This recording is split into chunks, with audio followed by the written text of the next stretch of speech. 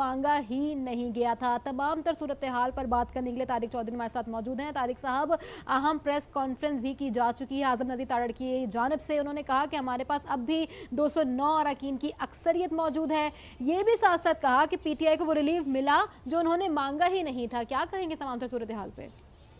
जी, मैंने पहले अर्ज किया था कि पीटीआई को वो मिला है जिसकी उन्होंने दरखास्त भी नहीं की थी, बल्कि जिस मामले के जिस इंसाफ के वो फ्रीक नहीं थे उनको वो जो है वो इंसाफ दे दिया गया। फ्रीक इसमें पाकिस्तान सुन्नी इत्तेहाद कौंसिल थी, लेकिन इंसाफ जो है या रिलीफ है वो पाकिस्तान तहरीक इंसाफ को मिला है। अब ये इंसाफ जो है कब तक बाकी रहेगा, इसके अंदर से क्या चीजें, क्या नुक्ते और क्या कंट्रोवर्सी जन्म लेंगी, ये आने वाले दिनों में पता चलेगा। लेकिन इस वक्त तक की जो सूरत हाल ये है कि हुकूमत को तो फौरी तौर पर कोई फर्क नहीं पड़ता, क्योंकि इस वक्त कौमी असम्बली की 336 नशिस्तें हैं और अगर हम देखें तो हुकूमती कोलिशन जो है उसके पास 208 नशिस्तें हैं, जो कि उसको अक्सरियत जो कि तकरीबन 169 बनती है, जो सादा अक्सरियत होती है उससे बहुत ज्यादा है, तो वो तो कंफर्टेबल है। अलबत्ता ये कहा जा सकता है कि उसके पास 2/3 अक्सरियत शायद नहीं होगी, और जब 2/3 अक्सरियत ना हो तो फिर उसको बाज़ औक़ात जो आईनी तरमीम होती हैं वो करने में मसाइल पेश आते हैं। लेकिन वो भी कौमी असम्बली और सेनेट की अगर जो टोटल स्ट्रेंथ होती है जो ज्वाइंट सेशन की, उसको इकट्ठा कर लिया जाए तो बात का वो भी मुमकिन हो जाती है। तो हुकूमत के पास तो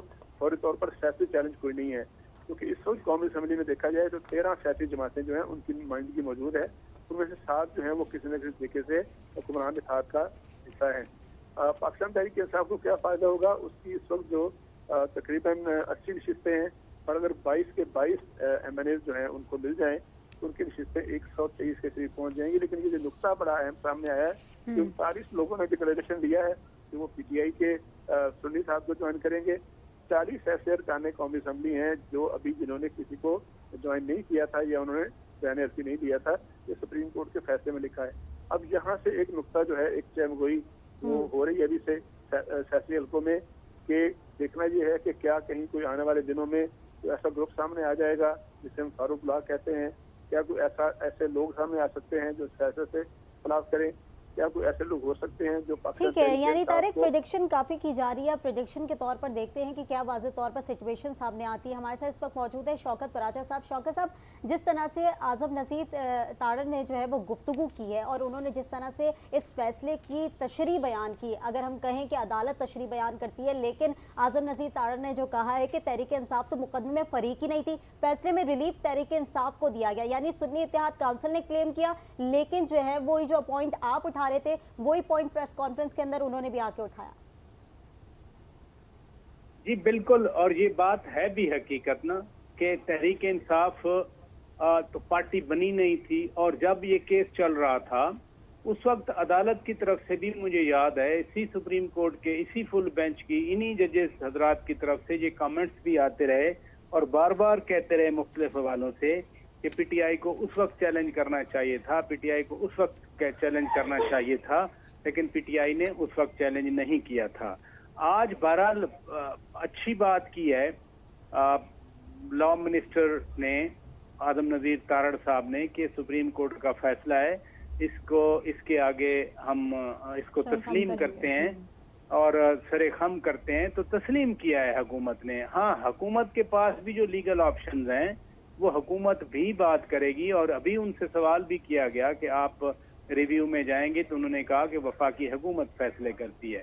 ज़ाहिर है रिकमेंडेशन इनकी होगी, और लॉ मिनिस्टर हैं, फिर लॉ मिनिस्ट्री की ही समरी होती है जिस पर वफाकी काबीना फैसले किया करती है। तो लगता यही है जो मैं शुरू से आपसे बात कर रहा था कि इस जजमेंट पे रिव्यू में जा सकते हैं, क्योंकि ये तो अब फुल कोर्ट है, फुल कोर्ट ने ये फैसला दिया है। लेकिन बुनियादी नुक्ता वही जो आपने भी उठाया और जो आजम नज़ीर तारड़ साहब भी कह रहे थे कि एक फरीक आया ही नहीं है, पिटिशनर ही नहीं बना।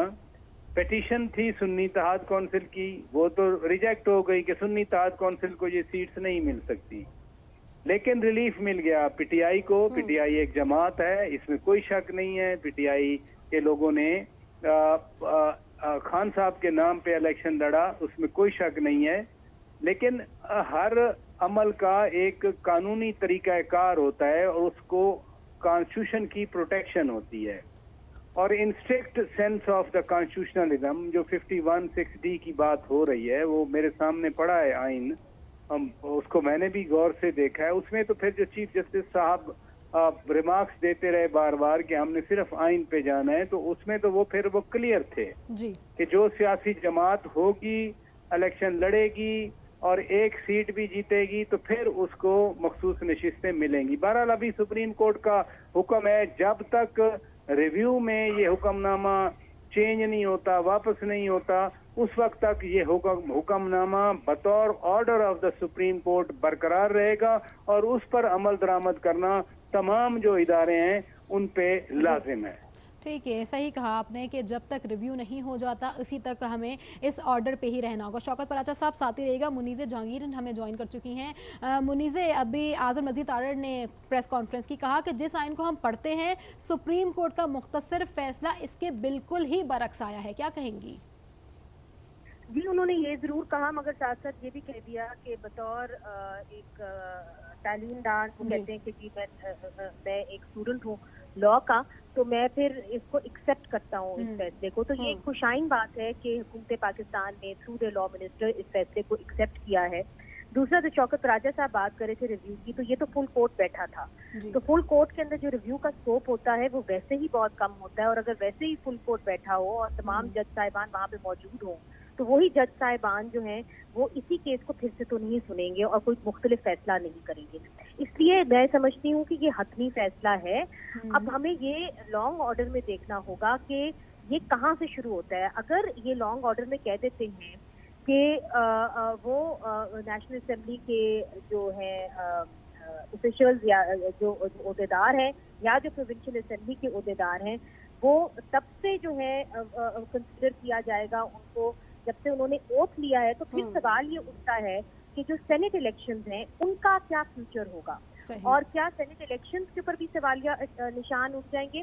देखिए, सदारती इलेक्शंस के अंदर तो मामला फिर ज्यादा ठीक है, मगर उनको भी चैलेंज किया जा सकता है। अगर एक पिटीशन चली गई और उन्होंने सदारती इंतखाबात को भी चैलेंज कर दिया तो वहाँ पे एक सवालिया निशान जरूर उठ जाएगा। मगर जहाँ तक सेनेट इलेक्शन का सवाल है उसके ऊपर आज भी एक सवालिया निशान है। अब ये देखना है कि लॉन्ग ऑर्डर में इन्होंने इस जजमेंट को रिट्रोस्पेक्टिव रखा है या कि आज के दिन से आगे जाते हुए। So that is going to be the operative part of the judgment and that is going to be very important. ठीक है मुनीज़ा, आप हमारे साथ ही रहेगा। आमिर जिया साहब ने हमें ज्वाइन किया। आमिर साहब, जिस तरह से आज़म नज़ीर तारड़ की बात करें, अगर उन्होंने ये बात कही है, उन्होंने एक बड़ा अच्छा पॉइंट भी हाईलाइट किया कि अगर आर्टिकल 51 की बात करें या आर्टिकल 106 की बात करें तो दोनों आर्टिकल के अंदर इस तरह की वजाहत नहीं है, और ऐसा बज़ाहिर लग रहा है कि सुप्रीम कोर्ट ने आर्टिकल को अपेरेंटली, उन्होंने ये बात की कि अपेरेंटली लग रहा है कि सुप्रीम कोर्ट ने ऐसे आर्टिकल्स को रीराइट कर दिया है। आप नहीं समझते बहुत बड़ा कमेंट है? ये कमेंट तो बहुत बड़ा है, लेकिन बात रीराइट करने की नहीं हो रही। जैसे भी मुनीज़े भी फरमा रही थी कि जिस तरह का डिसीजन लिया है हमारी मौजूद अदालत ने, उसमें रिव्यू की गुंजाइश जो है अगर जाती भी हुकूमत तो कोई मेरे ख्याल में सिर्फ चीजों को मजीद पेचीदा बना रहे होंगे। तो यहाँ पर जरूरत इस बात की कोर्स करेक्शन की जाए। अब वो टेक्निकल ग्राउंड्स के ऊपर पीटीआई को बाहर रखा गया, उसने मतलब है वो सुप्रीम कहते हैं तहाद के तौर के ऊपर, सुन्नी तहाद के तौर पे सामने आ गए। ये सारी कॉम्प्लिकेशंस जो थी असल फैसले की वजह से हुई कि इलेक्शन कमीशन ऑफ पाकिस्तान ने चीजों को मिसमैनेज किया। और अब जनाब एक बार फिर मौका मिला है सुप्रीम कोर्ट के फैसले के बाद कि हमारे जितने इदारे हैं, हमारी पार्लियामेंट है, सियासी जमातें हैं, वो कोर्स करेक्शन की तरफ जाएं। अब ज़ाहिर है कि अब तारीख में जितना पीछे जाएंगे कहीं ना कहीं कोई ना कोई तो टेढ़ापन है हमारे यहाँ, लेकिन जहाँ से हम दुरुस्त कर सकते हैं वहां से दुरुस्त करने का वक्त आ गया है। अगर हुकूमत फर्ज करें सियासी बालकुल नजरी का मुजाहरा नहीं करती, कॉन्टेस्ट करती है, वो पुरानी रिवायत पे चले जाते हैं कि अदलिया को निशाना बनाया जाए, उसको उस पर तनकीद की जाए, तो उससे मामला जो है मजीद पेचीदा होंगे और माजराई बढ़ेगी। उससे ये पाकिस्तान मुतहम्मिल नहीं हो सकता इन सब चीजों का। तो जरूरत इस बात की है कि कोई जिस तरह से कुछ दिली के साथ इस फैसले को एक्सेप्ट करें। लेकिन आमिर साहब यहाँ पर एक पॉइंट ये भी आता है, क्योंकि ये बड़ा इंपॉर्टेंट पॉइंट भी है, क्योंकि हमारे वजीर कानून ने भी इस चीज को हाईलाइट किया कि भाई रिलीफ तो मांगने सुन्नी इत्तेहाद काउंसिल आई थी, क्लेम तो उन्होंने किया, लेकिन रिलीफ जो है वो तहरीक इंसाफ को मिल गया। और अगर यही बात मैं अली जफर की आपसे कहूँ कि अभी जो हमने लाइन पे भी लिया था, उनसे भी हमारी गुफ्तगू हुई, वो भी बड़े जो है शौक थे इस रिएक्शन से या इस फैसले से कहूँ मैं, क्योंकि उन्होंने कहा कि हमें ये जो खुशाइन चीज है हमारे लिए भी कि तहरीक इंसाफ को जो है उनका सिंबल भी वापस मिल गया और साथ ही वो एक जमात के तौर पर बहाल कर दी गई है। देखिए दो बातें समझे ना, एक तो सुन्नी इत्तेहाद गया हुआ था, ठीक है। जो मेरी इत्तलात में कमल शोजब के वकील भी रिप्रेजेंट कर रहे थे, तो कमल शोजब जो है वो पीटीआई की नुमाइंदगी कर रही थी। तो ये इस तरह से बात हुई थी। अच्छा, दूसरी बात ये कि सुन्नी इत्तेहाद का जो टेढ़ापन आया वो इस वजह से आया कि आपने पीटीआई को डिनाई किया है। आपने इलेक्शन कमीशन ने गलत तशरीह करके पीटीआई को बाहर रखा है। तो आप जब तक उस ओरिजिनल चीज को बहाल नहीं करेंगे, ये बात नहीं हुई कि जी सुन्नी इत्तेहाद के लिए हक में फैसला हो रहा है, जो बहुत सारे हमारे दोस्त इंटरप्रिटेशन कर रहे हैं, हमारे वकील हजरात जो हैं, वो जाहिर है कि अपने अपने बाइसेस हैं, लोग जिस तरफ खड़े हुए। असल बात की कि आपने एक मकबूल जमात को, बड़ी जमात को आउट रखा। अब अगर उसके वापस रखने का कानूनी आईनी रास्ता बन रहा है तो उसको रोकना नहीं चाहिए। अगर आप रोकेंगे तो पाकिस्तान की सियासत में जो भी इस वक्त महाजर आई और जितना हम देख रहे हैं कि तलखी आ गई है, ये मजीद बढ़ेगी। यहाँ से भी हो सकता है कि अगर पीटीआई वापस आ जाए और हुकूमत खुजली से उसका इनको वेलकम करे, और उसके बाद फिर आप ये देखें कि पार्लियामेंट को कैसे चलाना है, मुल्क को कैसे आगे लेके जाना है। पीटीआई को अपना इसके खिलाफ का काम करने दें, हुकूमत अपना काम करें। तो नई आपको लाइंस ड्रॉ करनी चाहिए। लेकिन अगर आप टेक्निकल उसमें बातों में उलझे रहेंगे तो वो तो फिर मतलब है कोई एंड नहीं है उस चीज का। तो आपकी एक इंटरप्रिटेशन है कि जी सुन्नी इत्तेहाद ने जो है मुकदमा किया था और पीटीआई को रिलीफ मिल गया, लेकिन सुन्नी इत्तेहाद ने इसलिए किया था कि पीटीआई को आपने बाहर रखा हुआ था। मैं समझता हूँ सारा कसूर जो है वो इलेक्शन कमीशन ऑफ पाकिस्तान का है। उनका जो बायस था या उनकी, मैं नहीं समझता कि दानिस्ता नादिनस्ता जो भी उन्होंने गलत किया, तो उसका पूरा खमियाजा पूरे पाकिस्तान को भुगतना पड़ा है। तो कहीं पे तो आप करेक्शन करेंगे। आप ये नहीं आमिर ज़िया साहब, आपका पॉइंट यहाँ पे बिल्कुल वैलिड है कि जो भी हुआ आज फैब्रिक और उसके बाद और आज तक फैसले में तमाम तर जिसका खमियाजा है यकीनी तौर पे पाकिस्तान को ही, हमारी आवाम को ही भुगतना पड़ा है सर। लेकिन अगर हम अभी पीटीआई की और सुन्नी इत्तेहाद तहरीक की बात करें तो ये भी दो हिस्सों में बटी हुई है, दो जमातें हैं। उसके अलावा अगर हम वकला बरादरी की और पीटीआई की सियासी रहनुमाओं की बातें करें तो वो भी दो हिस्सों में है। वकला बरादरी सियासी रहनुमाओं पे तब उंगलियां उठाती है और वो कहती है कि इनके फैसले गलत थे, और सेम इसी तरह से जो सियासी बरादरी है वो वकला बरादरी पे कहती है। ये लोग भी एक पेज पर नहीं, और उसके बावजूद फिर कहा गया है कि 15 रोज के अंदर पीटीआई अपनी लिस्ट जो है वो जमा करवा दे। तो क्या ये 15 दिन में पॉसिबल होगा, और क्या पीटीआई अब एक पेज पर आ सकती है? देखिए, अब ये इसमें है कि जब पूरा फैसला आएगा तो पता चलेगा क्या इस तरह का प्रोविजन है कि जिन पीटीआई के लोगों ने सुन्नी इत्तेहाद के कहते हैं चप्पड़ तले पनाह ली थी वो दोबारा पीटीआई में आ जाए और पीटीआई बतौर पार्टी पार्लियामेंट में आ जाए। तो मेरे ख्याल में लॉजिक या मंतब तो यही बनती है। अब लेकिन जाहिर है कि फैसले की तफसील आएगी तो पता चलेगा। अगर ऐसा होगा तो पीटीआई के लिए तो बड़ी अच्छी बात होगी और उसको कोई मेरे ख्याल में उनको देर नहीं लगनी चाहिए। अच्छा, जहां तक दो राय का सवाल है जो वकला हजरात में, तो हमेशा होती है कि मतलब है, लेकिन असल बात है कि सुप्रीम कोर्ट ने किस तरह से चीजों को इंटरप्रेट किया।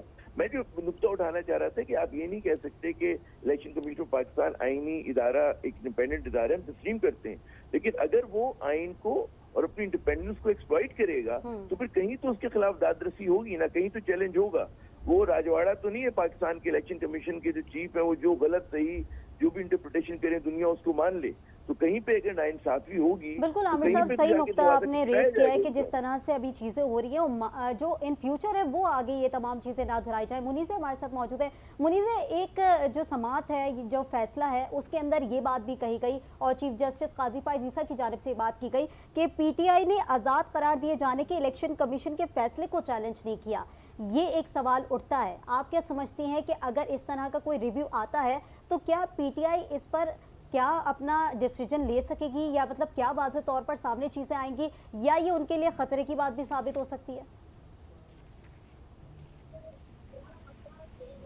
जी मुनीज़े जी, आपने जो मुझे आपका समझ में आया है वो यही है कि क्या पीटीआई रिव्यू के अंदर जाएगी कि नहीं, यही आप? नहीं, पीटीआई रिव्यू के अंदर नहीं जाएगी। अगर जो इसकी मुखालिफ है, यानी इलेक्शन कमीशन की जानिब से अगर रिव्यू जाता है कि आज़ाद उम्मीदवारों के जो चीजें हैं वो चैलेंज ही नहीं की गई थी, और अगर वो चैलेंज नहीं की गई तो इसका जो असर है वो पीटीआई पे पड़ेगा।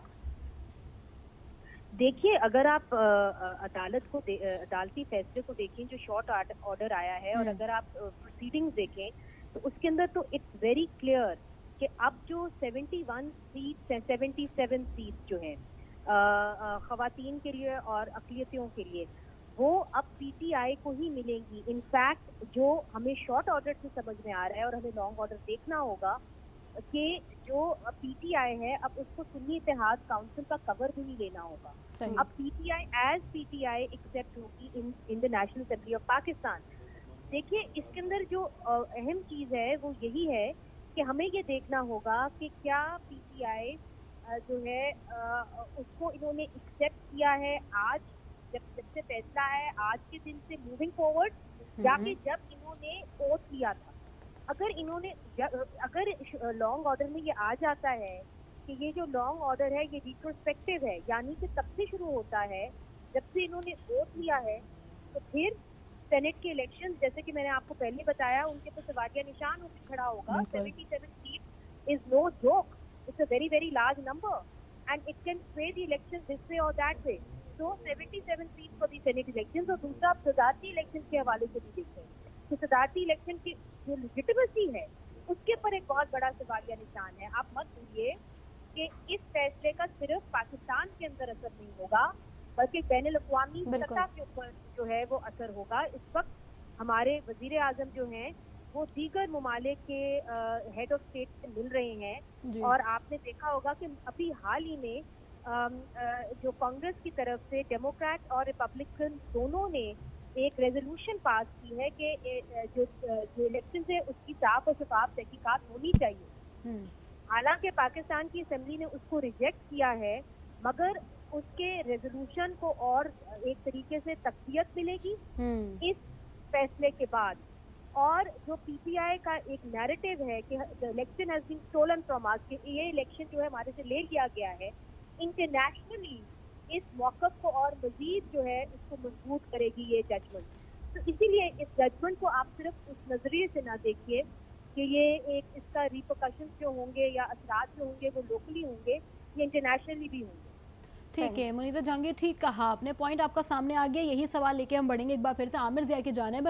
आमिर साहब, आपने भी यही कहा था कि इसका इम्पैक्ट जो है वो पाकिस्तान में पड़ेगा, लेकिन अब हम यही देख रहे हैं और यही समझ रहे हैं कि इसका इम्पैक्ट सिर्फ पाकिस्तान में नहीं इंटरनेशनली भी आएगा, जबकि हमारे वज़ीर आज़म अभी डिफरेंट डेमोक्रेट से भी मुलाकातें कर रहे हैं। फ्यूचर क्या देख रहे हैं अब इस फैसले के बाद? पाकिस्तान कहाँ पर खड़ा और स्पेशली हुकूमत जो करंट गवर्नमेंट है वो कहाँ पर स्टैंड कर रही है? देखिए, बिल्कुल आ सकता है, और ये एक सवाली निशान था शुरू से कि इस हुकूमत की लेजिटिमेसी को लोग इंतखाबात जिस तरह से हुए थे उसको क्वेश्चन कर रहे हैं।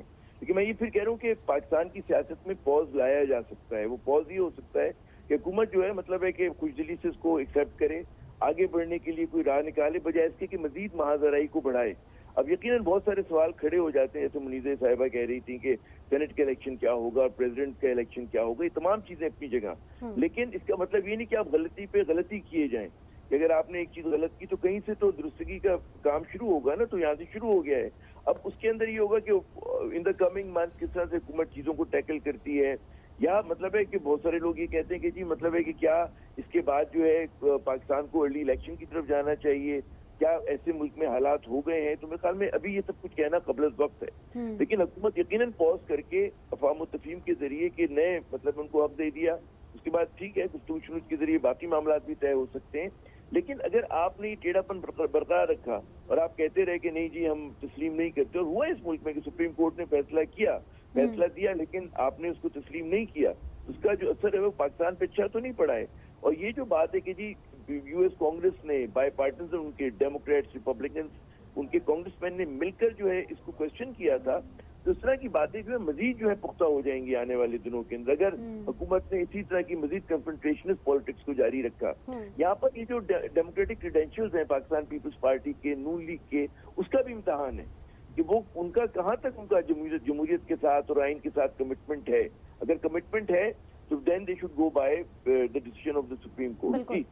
सही, बिल्कुल आपने सही कहा कि अगर इस तरीके से जमहूरियत है तो फिर उसको सुप्रीम कोर्ट के फैसले के साथ ही आगे जाना चाहिए, क्योंकि कहीं ना कहीं गलती जो है वो हमने ठीक करनी है। पर शौकत पराचा हमारे साथ मौजूद है। शौकत, जिस तरीके से हमने देखा कि वजीर कानून ने ये बात वाज़ेह तौर पे कही कि भाई फैसले के अंदर क्लियरिटी नज़र नहीं आ रही, क्योंकि उन्होंने एक पॉइंट ये भी रेज किया कि आइन की तशरीह अदालत का इख्तियार तो है, मगर अब बात आइनी तशरीह से आगे निकल चुकी है। साथ उन्होंने ये भी कहा कि अब तक समझ नहीं पाया कि सुप्रीम कोर्ट कौन सा दायरा जो है वो इख्तियार करके ये तमाम चीज़ें इस्तेमाल कर रहा है, और आगे जो है इसकी क्या पोजीशन होगी। क्योंकि अगर हम टेक्निकल ग्राउंड्स पे बात करें तो टेक्निकली तो इलेक्शन कमीशन भी जद में आ सकता है, और अगर हम यहाँ पर टेक्निकली देखें तो फिर इस तरह से पीटीआई भी जद में आ सकती है। शौकत, आपको आवाज आ रही है? शौकत से दोबारा रब्ता करने की कोशिश करेंगे। मुनीर से आपसे ये सवाल करूंगी, क्योंकि जिस तरह से वजीर कानून ने ये बात कही, और मैं दोबारा आपके लिए रिपीट कर देती कि उन्होंने कहा कि आइन की तशरीह अदालत का इख्तियार तो है, मगर अब ये आइनी तशरीह से चीज़ बहुत आगे निकल चुकी है। साथ ही अब तक ये समझ नहीं पाया कि सुप्रीम कोर्ट ने कौन सा दायरा इख्तियार करके तमाम चीज़ों को इस्तेमाल किया है। फैसले में क्लियरिटी नजर नहीं आ रही, उनकी जानिब से ये कहा गया है। तो इसमें तो टेक्निकल ग्राउंड्स पे बात करें तो इसमें दोनों जो है वो जद में आ सकते हैं, चाहे वो इलेक्शन कमीशन हो या फिर पीटीआई हो। मुनीर से आपको आवाज आ रही है? जी, मुझे आपकी आवाज साफ आ रही है। मैं ये कहना चाह रही थी कि इलेक्शन कमीशन ऑफ पाकिस्तान ने जो भी फैसला किया था उसको कलअदम करार दिया है सुप्रीम कोर्ट ने। पेशावर हाई कोर्ट के फैसले को भी कलअदम करार दिया सुप्रीम कोर्ट ने। So the highest appellate body in the country, जो सुप्रीम कोर्ट है, उसने ये कहा है कि जो इलेक्शन कमीशन की रीडिंग थी ऑफ द लॉ वो गलत थी। तो इसके अंदर इलेक्शन कमीशन के ऊपर जो एक इल्जाम लगता है, और पीटीआई बार बार ये इल्जाम लगाती है कि वो इंडिपेंडेंट नहीं है और वो जान की पीटीआई को विक्टिमाइज करते हैं, तो उस नैरेटिव को भी आज मजबूत किया गया है सुप्रीम कोर्ट जजमेंट के जरिए। अब आपका जो सवाल है उसके पर मैं आ जाऊं, तो आजम नजीर तारड़ साहब जो लॉ मिनिस्टर हैं, उन्होंने ये जरूर कहा है, मगर साथ साथ उन्होंने ये भी कहा है कि हुकूमत पाकिस्तान जो है वो सुप्रीम कोर्ट के इस फैसले को एक्सेप्ट करती है। इसलिए चूंकि ये फैसला जो है ये मेजॉरिटी जजमेंट से आया है और इसके अंदर 8-5 एक बड़ा नंबर है। इट्स नॉट, हमने माजी में जो बड़े फैसले थे केस, चाहे वो जस्टिस उस वक्त खोसा के फैसले हों या उनसे पहले जितने भी जज साहिबान आए हैं उनके फैसले हों, वो बड़े स्लाइट मेजॉरिटी से होते थे, but this is a substantial majority. 8-5 is a substantial majority. और ये वर्डिक्ट जो आया है ये फुल कोर्ट का है, 13 मेंबर बेंच का है, ऑलमोस्ट फुल कोर्ट। तो ये they had no choice but to accept this, ये जो फैसला है इसको एक्सेप्ट करना ही पड़ा हुकूमत को। और मेरा ख्याल है कि माजी में भी ऐसे जब फैसले आए हैं तो हुकूमत ने इसको एक्सेप्ट किया है। तो रिव्यू में तो ये जरूर जा सकते हैं, इसमें कोई शक नहीं, मगर रिव्यू का स्कोप बहुत कम होता है, खासतौर पे ऐसे फैसलों के अंदर जब आपके बेशतर जो जजेस हैं वो ऑलरेडी फुल कोर्ट में बैठे हुए थे। तो यही जज साहिबान जो हैं वही बैठेंगे और वही इस फैसले को सुनेंगे, तो उसका रिजल्ट कोई मुख्तलिफ तो नहीं आएगा। ठीक है मुनीज़ जहांगीर, आपका पॉइंट हमारे पास आ गया, साथ ही रहिएगा। एक बार फिर से रुख करेंगे शौकत पराचा की जानिब। शौकत साहब, अब आमिर जिया की जानिब हम चलते हैं, क्योंकि शौकत पराचा साहब आप साथ ही रहिएगा।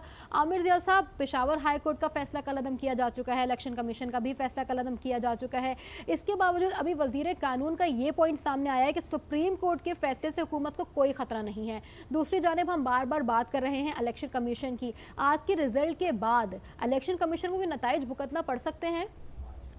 देखिए, पहली बात, ये जो बात की वजीर कानून साहब ने कि जी हुकूमत को कोई खतरा नहीं है, तो बिल्कुल दुरुस्त है, क्योंकि उससे नंबर गेम तब्दील नहीं होता। 2208 के करीब इनको कौमी असम्बली में मतलब मेंबरान की सपोर्ट हासिल है, तो उसमें आपको ये नहीं लगेगा कि हुकूमत जो है चली जाएगी। हाँ, ये होगा कि उसकी जो एक कंफर्टेबल मेजोरिटी थी वो नहीं रहेगी। गालिबन अब ये नंबर हमें देखना पड़ेगा जब सारे वो आ जाएगा कि 2/3 मेजोरिटी नहीं होगी, जो फिर इनको आईनी इस्लाहात करनी थी। और उसके बारे में लोग बहुत ज्यादा तशवीश में मुब्तला थे कि बहुत सारी जो इस्लाहात हैं वो कुछ लोगों को फायदा पहुंचाने के लिए, माजी में भी इन लोगों ने कानून साजी जो पीडीएम की हुकूमत ने की थी वो बड़ी मायोपिक किस्म की थी। उसका आवाम से कोई ताल्लुक नहीं था कि नैब के लॉज में इस तरह की तरामीम की गई थी कि जिसका फायदा चंद अफराद या खानदानों को पहुंचे। अब भी जिस तरह की तरामीम की बात हो रही थी, इंक्लूडिंग जुडिशल जो तरामीम थी, उसके ऊपर लोग क्वेश्चन कर रहे थे, क्योंकि ज़ाहिर कंसेंसस नहीं है मुल्क में इस वक्त ना, तो वो अमल रुक गया, जो मेरे ख्याल में एक तरह से पाकिस्तान के लिए बेहतर ही हुआ कि 2/3 मेजोरिटी नहीं है। अब इनको अगर इस तरह की कोई तरमीम करनी है तो इसके खिलाफ को इत्तेमाद में लेके करना पड़ेगा। और अगर ऐसी कोई तरमीम हो कि जिसका पूरे मुल्क को फायदा हो, तो मेरे ख्याल में इसके खिलाफ भी साथ होगी। लेकिन अगर मकसद ये होगा कि किसी एक शख्स को फायदा पहुंचाना है कि जी जजेस की आपने मतलब मुद्दत मुलाजमत में तोसी करना चाह रहे हैं, उसका किसी को फायदा होना है, नुकसान होना है, तो ये चीजें रुक जाएंगी। तो मेरे ख्याल में दोनों तरह से विन विन सिचुएशन है हुकूमत के लिए कि हुकूमत जा नहीं रही, हुकूमत उसी तरह बैठी हुई है। अगर ये इत्तेहाद जो है मुत्तहिद रहता है तो ये चला सकते हैं हुकूमत को। उसके साथ साथ हाँ, लेकिन इनकी जो एक कहते हैं ना कि इनको बिल्कुल आज़ादी थी कि जो मर्जी करें, 2/3 मेजोरिटी अगर इनको मिल जाती, खुदा ना खास्ता, मैं खुदा ना खास्ता के लफ्ज़ जान के इस्तेमाल कर रहा हूँ, तो वो फिर तो ये लोग बिल्कुल कहते हैं ना कि उस तरह की चीज़ करते कि आइन को पूरा का पूरा बदल देते, उसमें कंट्रडिक्शंस लेकर आ जाते, जो कि किया है इन लोगों ने। तो मेरे ख्याल में ये अच्छा ही हुआ है और अब हुकूमत जो है मतलब है सर झुका के इस बात को तस्लीम करे और ये सोचे कि हिज़्ब इख्तिलाफ के साथ मिलकर जो है काम कैसे करना है। सिर्फ पीटीआई नहीं, आप देखें मतलब छोटी जमातें हिज़्ब इख्तिलाफ की वो भी सरापा एहतजाज बनी हुई है।